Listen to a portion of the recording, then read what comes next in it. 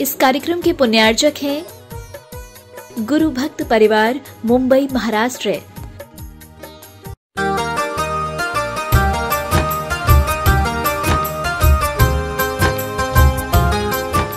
जैनम जयतु शासनम विश्व कल्याण कारकम। उपस्थित धर्म स्नेही सत श्रद्धालु, भव्यवर पुंडरीक पुण्यात्मा महानुभाव, विगत व्याख्यान में क्रोध के संबंध में सुन रहे थे। क्रोध कैसे आता है? देखा था, क्रोध आता है सहन शक्ति कम होने पर। क्रोध आता है जिसकी पित्त प्रकृति हो। क्रोध आता है शरीर में शक्ति कम हो। क्रोध आता है जिसका भोजन तामसिक है। क्रोध आता है जब अपेक्षा की उपेक्षा हो जाती है। क्रोध आता है जब मान कसाय खंडित होती है। क्रोध आता है जब सामने वाला हमसे कमज़ोर होता है। जैसे पानी की गति नीचे की ओर होती है, ऐसे ही क्रोध अपने से नीचे वाली पर आता है। अपने से बड़ी वाली पर यदि क्रोध आए तो जड़ से उखाड़ करके फेंक दे, उसके सामने टिक ही ना पाओ।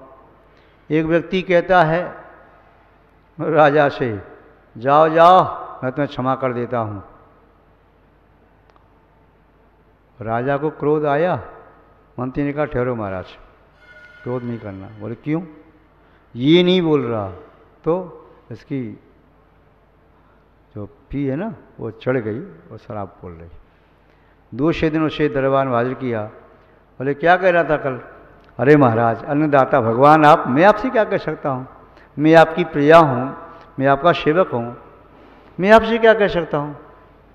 कल क्या कुछ कह रहा था ना? महाराज क्षमा करो, कल मैं नहीं बोल रहा था, वो कल गलती हो गई थी, मैंने पी ली थी, वो चढ़ गई थी, वो बोल रही थी। तो कई बार व्यक्ति जब बेहोशी में होता है, मूर्छित होता है, आपे के बाहर होता है, विवेक से हीन होता है, तब भी क्रोध आता है। तो क्रोध के एक बहुत सारे कारण हैं। अब ये क्रोध के कारण हैं, इनसे बचो। कैसे बचोगे? क्रोध करने के, क्रोध आने के इतने साधन, इतने हेतु, इतने निमित्त हैं कि एक से बचो दूसरा खड़ा है, कैसे बचे?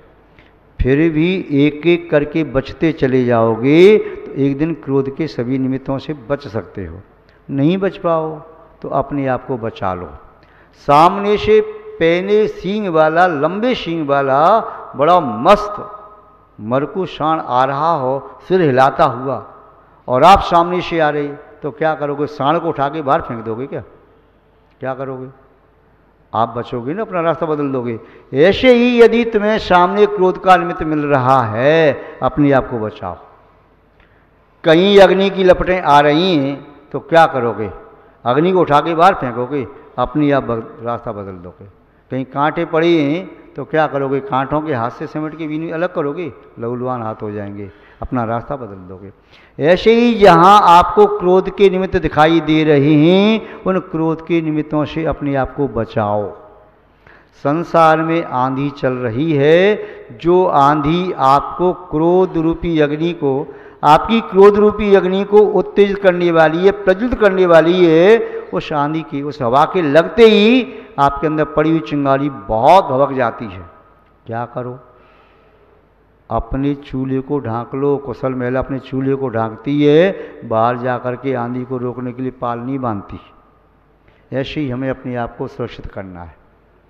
क्रोध के निमित्त तो इस संसार में अनादिकाल से थे, आज भी हैं, कल भी रहेंगे, और क्रोध के निमित्तों को हम दूर नहीं कर सकते, किंतु क्रोध के निमित्तों से अपने आप को बचाने की कोशिश कर सकते हैं।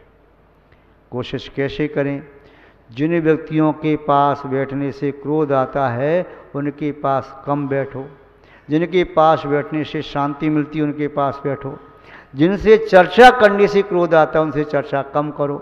जिनसे चर्चा करने पर आनंद आता है, शांति आती है, क्षमा जागृत होती है, उनसे ज़्यादा चर्चा करो। जिस क्रिया के करने से क्रोध आ रहा है उस क्रिया को अवॉइड करो, छोड़ो, और जिस क्रिया के करने से मन में आनंद आता है उस क्रिया को करो। तो ऐसे, और जब आपको क्रोध आता है, जैसे आपको क्रोध दोपहर में आता है, भूखे पेट आता है, चुपचाप पहले मौन लेके भोजन कर लो, भोजन करके क्रोध थोड़ा शांत हो जाएगा। संध्या काल में आता है, जब हारे थके होते हैं, संध्या काल में जल्दी सो जाओ। उस क्रोध को टालो। कैसे टाल सकते हो? द्रव्य को बदल दो, क्षेत्र को बदल दो, काल को बदल दो, भाव को बदल दो। इनको बदलने से क्रोध आपका बदल जाएगा। क्रोध आपको नहीं आएगा, आएगा तो कम रह करके चला जाएगा। उसका जो अनुभाग है बहुत ज़्यादा न होकर कम में रह जाएगा। महान भाव। और एक अच्छा उपाय है, क्रोध के समय चुप रहना सीखो। जीवन में चुप रहना नहीं सीखा है तो समझो आप अपना पतन अहित कर लोगे।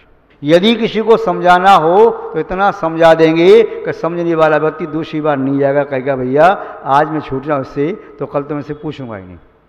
यदि किसी ने गलती कर दी तो इसे इतना डांट दोगे कि सामने वाला कहेगा मैंने ऐसी गलती क्यों कर दी भाई। अब तो यदि ज़्यादा बोलोगे तो सामने वाले व्यक्ति आपसे अलग रहेंगे, फिर कहेंगे मुझे कोई प्यार नहीं करता, मुझे कोई प्रेम नहीं करता, मुझसे भाषण नहीं करता, अच्छे से बोलता नहीं है, मेरी बात तो बुरी लग जाती है, मैं ही सबका दुश्मन हूँ, मैं ही बैरी हूँ, मैं ही घर में फालतू हूँ, मैं ही ऐसा हूँ। ये आप कह रही है ना, आप ठीक कह रहे हैं। आपकी आत्मा से आज सही शब्द निकल रहे हैं। आप ऐसे हैं क्योंकि आपका दुष्ट स्वभाव है, उसने आपको ऐसा बना दिया। आप कुछ समय के लिए मौन रहना सीख जाइए। लोग आपसे कहेंगे आप तो हमारे घर के देवता हैं, आप तो हमारे घर के साधु हैं, आप तो बिल्कुल ऐसे हैं, बिल्कुल पानी पानी। आपके बारे में क्या कहें, आपको देख करके तो आनंद आता है।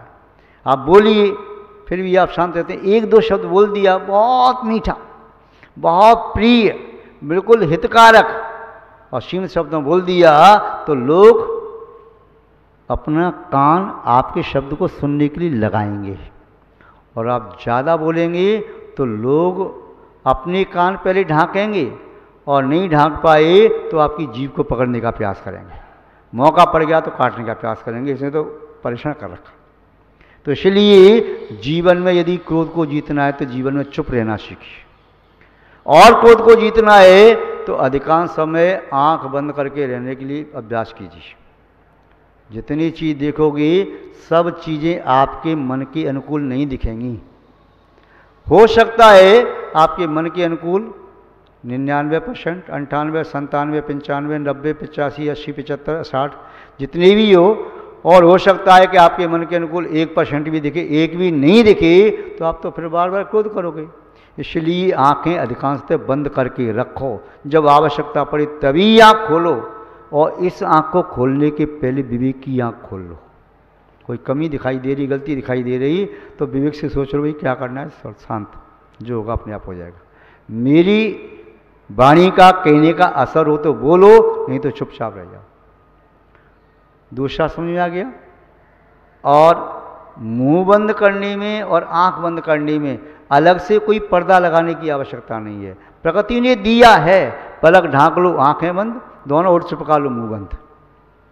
प्रकृति ने दिया है, और देखोगे तो आंखें थक जाएंगी, बोलोगे जबान जिब्या थक जाएगी, कंठ थक जाएगा, तो दो विश्राम दो उनको।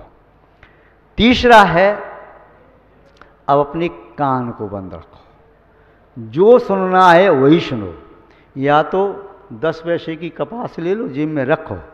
जब कोई व्यक्ति आपके मन के प्रतिकूल बोल रहा हो, अप्रिय बोल रहा हो, और आप वहाँ से खड़े होकर नहीं जा सकते, तो 10 पैसे की रुई का प्रयोग कर लो, कान में लगा लो, और जा सकते हो तो चले जाओ। और यदि रुई की आवश्यकता नहीं पड़ी, माना कि ऐसा हो सकता है 2-4 बार रुई की आवश्यकता पड़ेगी, बाद में अपना उपयोग चेंज कर दो। कोई कुछ भी कहता रहे, मुझे उसमें अपना उपयोग लगाना ही नहीं है। उपयोग नहीं लगाओगे तो क्रोध नहीं आएगा। क्रोध कब आता है? बार बार उपयोग लगा करके। आधी बात सुनी, आधी अपने मन से लगा ली। अपने मन से ही शंका पैदा करना, अपने मन से उत्तर पैदा करना, क्रोध बढ़ता चला जाएगा। ऐसा हुआ होगा, मना कर दो, हमें शब्द सुन रही नहीं है, कैसे मना करो? वो नहीं मान रहा तो अपने मन से मना कर लो, नहीं सुन रहे, उपयोग ले जानी नहीं है। जो हमारे काम की चीज़ें दुकान पर सौदा बहुत सारी होती हैं, पर जो आपको चाहिए वही लेती है ना। तो सामने वाले के उतने ही शब्द लो जो आपके काम के हैं, जो हितकारी हैं, आपकी विशुद्धि बढ़ाने वाली हैं, शीतलता देने वाली हैं। अनावश्यक शब्दों को मत खरीदो, फालतू मत रखो शब्दों को, नहीं तो आपके अंदर में एक कोलाहल पैदा करेंगे, महाभारत पैदा कर देंगे। तो जीवन में थोड़ा चुप रहना भी सीखिए। बोलना तो बहुत होता है, चुप रहना सीखिए। और जीवन में सुनो ज़्यादा, बोलो कम। बोलोगे कम तो वास्तव में शक्ति आपकी संग्रहित होगी। ये ध्यान रखना, सुनने में शक्ति कम व्यष्टि जाती है, नष्ट होती है, और बोलने में शक्ति ज़्यादा नष्ट होती है।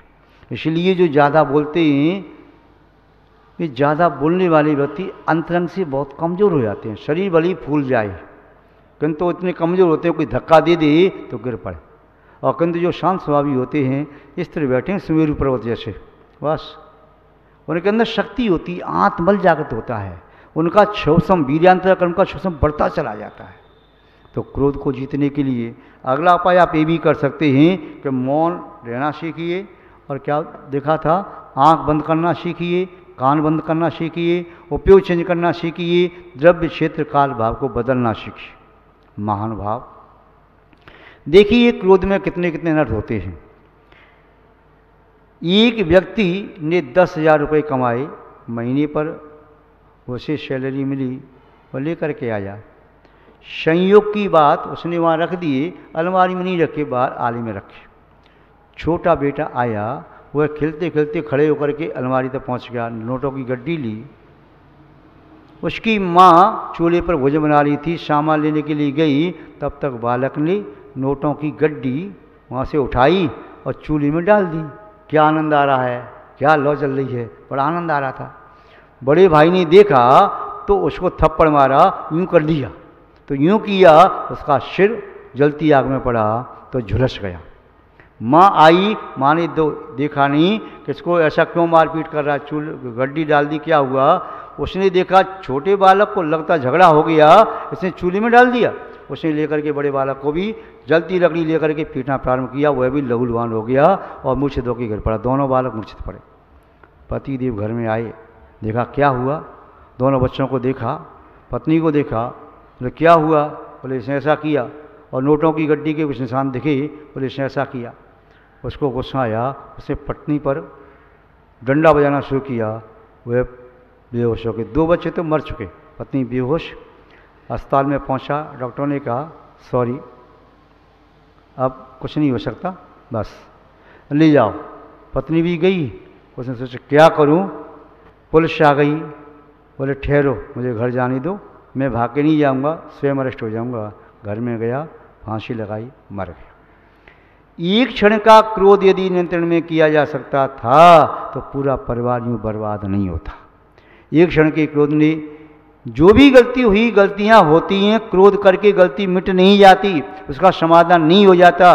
किसी व्यक्ति ने यदि बार कर दिया तो दूसरा व्यक्ति सब बार कर दे तो एक घाव भर नहीं जाएगा, बार करने से ऊपर भी घाव हो जाएगा, और फिर वह भी बार करेगा तो घाव भरते भरते चले जाएंगे, बढ़ेंगे भरेंगे नहीं। तो मान भाव, क्रोध पर नियंत्रण करना परम आवश्यक है। जो प्रशम भाव वाला व्यक्ति है, समदृष्टि जीव है, क्रोध पर नियंत्रण करता है। क्रोधी व्यक्ति का विवेक कैसे नष्ट हो जाता है, देखिए 2 व्यक्ति आपस में झगड़ रहे, लड़ रहे, और जब क्रोध में आपस से बाहर था ही व्यक्ति, तो आपस से बाहर होने के कारण बात बढ़ गई। उसने कहा देख मुझसे पंगा न ले, मैं तो ये फिर समझा रहा हूँ, मुझसे पंगा न ले, जब मुझे गुस्सा आ गया तो बहुत अनर्थ हो जाएगा। मैं दूसरे प्रकार का व्यक्ति हूँ, पहले प्रकार का नहीं, और दुनिया में समझ में नहीं आया पहले प्रकार का व्यक्ति कौन है। सब लोग यही कहते हैं देख मैं दूसरे प्रकार का व्यक्ति, मैं अलग किस्म का व्यक्ति हूँ, मैं पहले प्रकार का नहीं। जो भी होगा, तूने मुझसे पंगा लिया, कुछ कहा तो मैं एक ऐसा थप्पड़ मारूंगा कि एक थप्पड़ के मारे तेरी 32 ही नीचे गिरा दूंगा। वैसे तो ऐसा होता नहीं है, एक थप्पड़ मारोगे तो एक साइड की 32 मान लो दांत जाएंगे, 16 दांत जाएंगे। वैसे 16 जाते भी नहीं है, मान लो नीचे गिर पड़े व्यक्ति मुंह के बल तो सामने के जाएंगे, ऐसे नहीं जाते। फिर भी मान लो 16 चले गए, प्रभु क्या कह रहा है, एक थप्पड़ के मारे तेरे 32 की 32 झरा दूंगा, ही कर रहा है सामने खड़े होकर के। वह भी कौन कमज़ोर था। और उसने कहा जनाब तुम 32 गिराओगे, ध्यान रखना मेरा थप्पड़ पड़ गया ना तो 64 गिरने ना ज़मीन पर बिखरे हुए। तीसरा व्यक्ति वहाँ खड़ा था।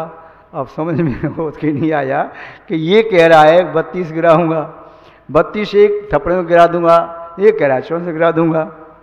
अब उसने रहा नहीं गया, उसने कहा जनाब वैसे तो 32 दांत एक थप्पड़ में तुम भी नहीं गिरा सकते, मान लिया चलो गिरा दिए। और इन्होंने कहा, आपने इनसे कहा अब 64 गिरा देंगे, इसके मुंह में तो दांत 64 है ही नहीं, 32 ही दांत हैं।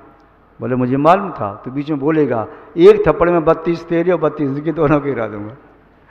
तो व्यक्ति क्रोध में आकर के किस प्रकार कहता है, उसका कोई सेंस नहीं होता, कुछ उसका अर्थ नहीं होता, फिर भी अपनी जिद पर अड़ जाता है, ऐसा ही हो, ऐसा ही हो, ऐसा ही करना चाहिए। तो क्रोधी व्यक्ति वह होता है जो या तो मिथ्या दृष्टि होता है या मिथ्यात्व के सन्मुख होता है। प्रशम भाव वाला व्यक्ति क्रोध पर नियंत्रण करता है, क्रोध को जीतने का प्रयास करता है। अपने शास्त्र में कहानी आती तुंकारी की, पढ़ी आपने? तू शब्द से उसे घृणा थी और वह तुंगभद्रा, उसका नाम तुंकारी नाम पड़ गया था, उसका नाम कुछ और था। तो वह अपने पति को छोड़ करके चली गई। कितनी कष्टों का सामना किया, कितने कष्टों का सामना किया। और बाद में जब मुनि महाराज जो शमशान में तपस्या कर रहे थे, कापालिक वह अपनी सिद्धि करने आया, जल गया, तो सेठ जिंदा सेठ तेल लेने गए, लाशा का तेल, तो 7 घड़े फूट गए तब भी क्रोध नहीं आया। उन्होंने पूछा आपको क्रोध नहीं आया? बोले क्रोध का फल मैं भुगत चुकी हूँ। क्या क्या फल होता है, मैंने क्या क्या कष्ट सहन किए, इसलिए क्रोध को मैंने जीत लिया है। महान भाव। क्रोध को जीतने के लिए हम स्वयं समर्थ हैं। क्यों? क्रोध भी हमारा है तो क्रोध पर जीतने का अधिकार भी हमारा। हर व्यक्ति में वह शक्ति होती है। जितना व्यक्ति नीचे जा सकता है उतना ऊपर जा सकता है। यदि वह आत्मा निगोद में भी जा सकती है तो मोक्ष में भी जा सकती है। झूला है, जितना इधर जाएगा उतना उधर भी जाएगा। घड़ी का पेंडुलम है, जितना इधर जाता है उतना उधर भी जाता है। इसलिए जितना हम क्रोध कर सकते हैं उतनी क्षमा भी धारण कर सकते हैं। क्षमा धारण करने के पंचम काल है, हीन शयनन है, तो ज़्यादा क्रोध भी नहीं कर सकते और ज़्यादा क्षमा भी नहीं। तो क्षमा और क्रोध दोनों की सीमा बराबर होती है। ऐसा नहीं क्रोध व्यक्ति ज़्यादा कर ले, क्षमा कम कर पाए, ये उसकी नादानी है। जितना क्रोध कर सकता है उतनी क्षमा भी धारण कर सकता है। तो यदि सम्यक दृष्टि है, धर्मात्मा है, प्रशम भाव से युक्त है और प्रशम भाव के प्रथम पाई को यदि अपने जीवन में जागृत कर रहा है तो अपने क्रोध पर नियंत्रण वह अवश्य करेगा। और क्रोध पर नियंत्रण करने वाला व्यक्ति अपनी सुरक्षा करता है। अपनी अग्नि से अपने घर को नहीं जलाता, अपने चिराग से अपने घर को नहीं जलाता।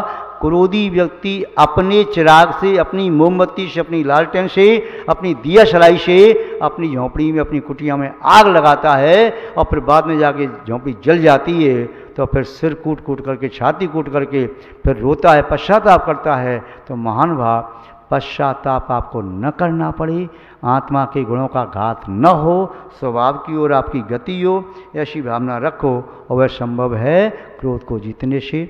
अभी इतना ही बस पर्याप्त है, शेष चर्चा बाद में करेंगे। जय बोलिए श्री शांतनाथ भगवान की, परम पूज्य आचार्य गुरुदेव श्री विद्यानंद जी महाराज की, अहिंसामय विश्व धर्म की।